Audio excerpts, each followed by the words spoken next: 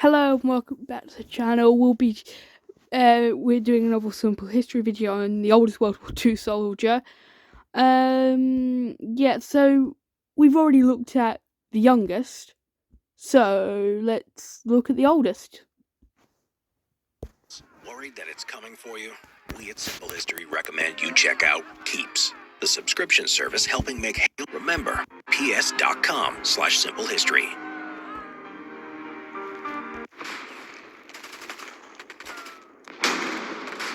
Nikolai Morozev. I was about to say, probably Russian.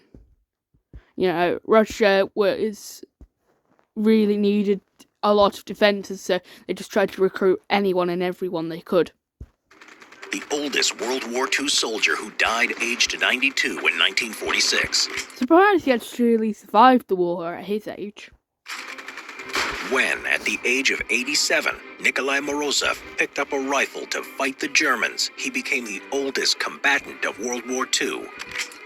In the winter of 1942, Morozev volunteered to help break the siege of Leningrad that had lasted for more than a year. Nikolai Morozev was born on July 7, 1854, on the Borak estate in the Yaroslavl province as an illegitimate son of Pyotr Shepochkin, a Russian landowner and a servant girl. So he's old and can't really move too well, probably because of his age, and for the time, extremely old because, people died much younger in 30s and 40s and 20s. Being an illegitimate child, Nikolai bore the surname of his mother. Even so, he enjoyed all the privileges of his father's family, primarily regarding his education. As a youngster, Morozev was sent to the Second Moscow Gymnasium, one of the capital's elite schools. Yeah, so a very famous school, and actually a very, very good one.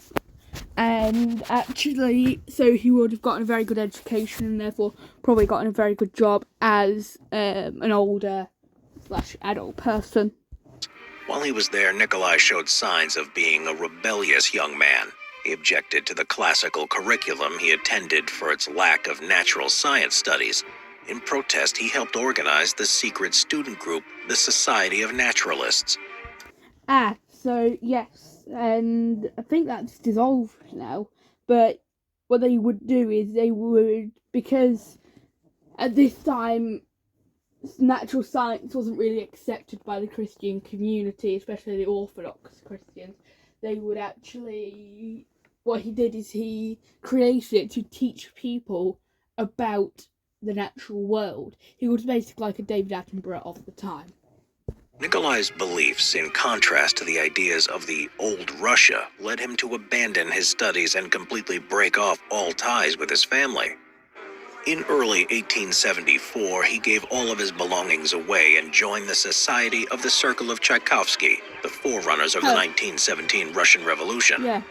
In order to join this radical society, Morozev had to study hard and spread the idea of revolution among the people. He also had to be extremely intelligent, and he had to be witful that he wasn't caught by the Tsars. It was because of these activities that Morozev had to leave Russia for Switzerland. While he was in exile, Nikolai Morozev became an even more ardent revolutionary, as he became captivated by the works of Karl Marx, who he eventually met a couple of times in later years. So yeah, often a lot of communists/socialists who wanted to change actually did try to meet him, and he was one of the lucky ones. He became a journalist, writing articles in workers' newspapers, and was also a member of the Geneva section of the First International. His activities in Switzerland had also brought him to the attention of the Russian authorities, and he was put on their list of wanted criminals. In March of 1875, Morozev was arrested and imprisoned while attempting to enter Russia on suspicion of revolutionary activity. 3 years later, the 193 trial took place, and he was acquitted. Yes. After he was released from prison for the first time, Nikolai Morozev continued his revolutionary work with the organization The People's Will by spreading subversive propaganda to achieve the goals of the revolution. Once again, his political activities brought him to the attention of the authorities, and in 1881 he was arrested and tried at the famous... So yeah, a lot of communists at the time were tried for treason, actually. and I think he was one of them. And so it was actually, I think he was arrested 4 times in total, and was almost executed because of the fact that he was a communist/socialist sympathizer and a revolutionary. Process of 20 trial, the court sentenced him to indefinite hard labor. Morozov was sent to the Peter and Paul Fortress prison in St. Petersburg, from where he was then transferred to the dungeons of the Shishilburg Fortress. Yes. During his 25 years of imprisonment, Nikolai's health began to deteriorate, but he managed to broaden his knowledge of languages and natural I think he actually was very close to death at one point. Must have been like 1899. sciences such as physics, chemistry, astronomy, and history. In 1905, Nikolai Morozov and several of his comrades were released from prison under a political amnesty that followed the 1905 revolution. Yeah, well, they were said to be released with no criminal record, but of course they would have a criminal record because Tsar Nicholas didn't really listen to the commands of the 1905 revolution, because he didn't actually realise that they wanted him to do all that stuff immediately, and eventually couldn't do it in time for his throne to be saved. His release, he continued to teach natural sciences at the University of St. Petersburg, where he was able to create some unusual scientific theories. He was also one of the first Russians to learn to fly a plane in 1910. That same year, I think he was like the 10th person to learn to fly a plane in Russia, because Russia being so poor, no one could afford a plane, because of course planes would have been very expensive back then, because they were only invented 7 years previously. And so he had to try and afford either lessons or to get one. Well, lessons didn't really exist then, so he had to afford to get one or borrow one. Was also or steal one, of course. Imprisoned for one last time for a year because of a revolutionary poem he published called Song of the Stars. Strangely, after the October Revolution and when the Soviet state was established, Morozov decided to stay out of politics. He never became a member of the Communist Party of the Soviet Union. Instead, he was appointed director of the Lizgaft Natural Science Institute. And he also tried to avoid politics at all times, just so that he could try and focus on his work, such as a lot of people who have had a revolutionary past and then the revolution works. That's what a lot of them don't try to do. They try to involve themselves as much as possible, but he wanted to do his work to the best of his ability. Institute in Leningrad. It was a duty he performed for the rest of his life, eventually becoming an honorary member of the Soviet Academy of Sciences. There is a trade request. Hurry up and take a look. Oh my god, Harlan wants to join my team. It will just cost me... When the Great Patriotic War started in the summer of 1941, Morozov was at his family estate in Borok. He stayed there throughout the entire war, giving refuge to his colleagues from the Institute. At one point during the war, though, he went on a business trip that lasted for a whole month. During that time, he didn't have any contact with his friends or family, and his disappearance... Actually, they thought he died during there. They thought that he got caught up in the conflict and was killed. ...remained a mystery, even to his biographers. Where did he go? What did he do? Many years later, a story materialized that Morozov had actually been allowed to go and fight on the front line as a Red Army soldier. Morozov was above everything else a patriot. When Germany attacked the Soviet Union and soon after appeared at the gates of the city of Leningrad, he felt it was his duty to help defend his country and his fellow... So he actually killed quite a few German soldiers, and with him being the oldest soldier, he was given a few medals by Stalin personally because of his because he decided to fight at his incredible age. Russians inside the besieged city. Morozov had been a revolutionary all of his life and had no problem fighting for his ideals despite the fact that he was 87 years old. The problem was that the army was not willing to draft old men just yet, even though in 1942 they needed every man available. Every request sent by Morozov was denied by a local enlistment office. Little did they know who they were dealing with when, fed up with being constantly turned down for active service, he threatened to go right to the top and report the matter to Stalin himself. And actually, because he threatened to do that, that's why he was done that. Because if Stalin had heard of that incident, the local enlistment officer would have been killed. Only then did the enlistment officer give in and allow him to go to the front, but only for a month, just to shut him up. Under the pretext of going on a business trip, Nikolai Morozov was sent to the Volkov Front. The Volkov Front was first formed in December 1941 to hold back the advancing German army. It was and stop them from trying to invade Leningrad and other cities around the local area. Ended in April of 1942, but once again reformed 2 months later as a part of the Leningrad Front.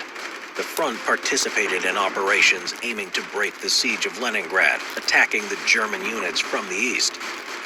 Battle-hardened. And because it was the middle of winter, when the last front ended, they only had to wait. They had to wait a couple months to actually redo it because of how cold it was, and the Germans decided to camp in for the winter. Soldiers of the Volkov Front were shocked to see an old, gray-haired man with a beard who had come to join their ranks and fight the Germans. His stature barely allowed him to hold the rifle properly. They were even more surprised because he was so short and hunched over. He couldn't really use the rifle, but he managed to. He managed to fight, and he managed to kill. I think he killed something like 20 soldiers in his time on that 1 month period. Morozov told the battalion commander that he was 87 years old. The battalion was looking for more fit and agile young snipers, ended up getting this very old man instead. Morozov, however, did his best to convince them that they had gotten the right man for the job. By nature, Morozov was an inquisitive person and didn't allow his advanced years to prevent him from... Yeah, and he just tried and tried because he was such patriotic. He just tried to do his best. It's not much you can do at his age, but he just had to. Learning new things. In 1939, when he was 85, Morozov enrolled in Asaviakim, or a sniper course.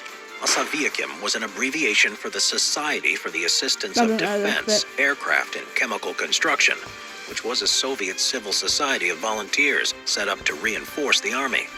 The society trained civilians in handling weapons, parachuting, and air and chemical defense. In 1941, when the Soviet Union was attacked, the organization had 81,000 trainees in 4,000 groups, over 100 teams, and about 230 detachments. Nikolai Morozov was one of these volunteers. All the skills that he had learned at the Asaviakim. Plus, he was at one of the most brutal fronts in the war, so the Leningrad front and the Stalingrad front were the two most horrific times of World War II, and two of the most bloody places ever.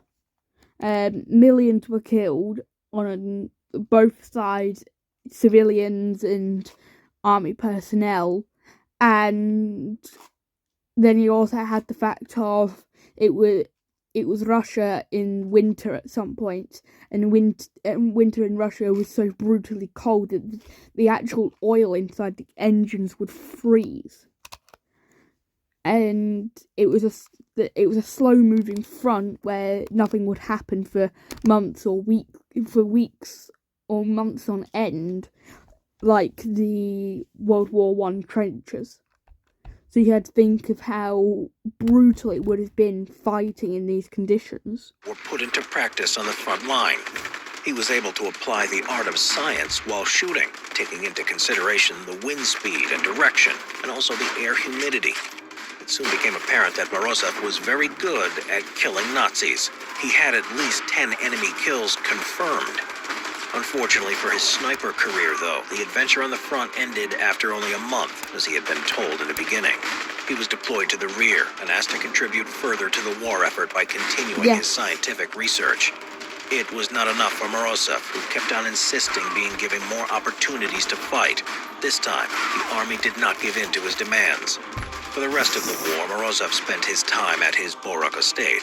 There is a question of whether the whole story of the oldest soldier of World War II is true or not, or just some propaganda insinuating that. To be optimistic, I do actually want it to be true, because it is just such a heroic story of a man who tried to build a country and tried to destroy and build a country to then try and save his country at a remarkable age. All of Mother Russia were fighting together for a common cause. However, after the Leningrad siege was broken, Nikolai Morozov was awarded the Medal for the Defense of Leningrad and the Order of Lenin. So was this something to do with his mysterious business trip on the front line? Nikolai died naturally of old age at his home in Borak on July 30th, 1946, age 92, Yeah. nearly 1 year after the war ended. The asteroid 1210 Morosaikia, a large rock measuring 33 kilometers or 21 miles in diameter that orbits the Sun between the orbits of Mars and Jupiter, is named in his honor, as well as a crater on the Moon.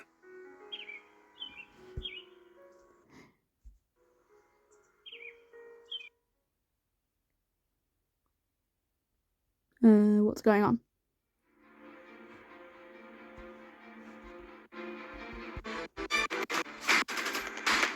Okay, that's the end of the video, so remember to like and subscribe and all that, and I'll see you in the next video. Bye.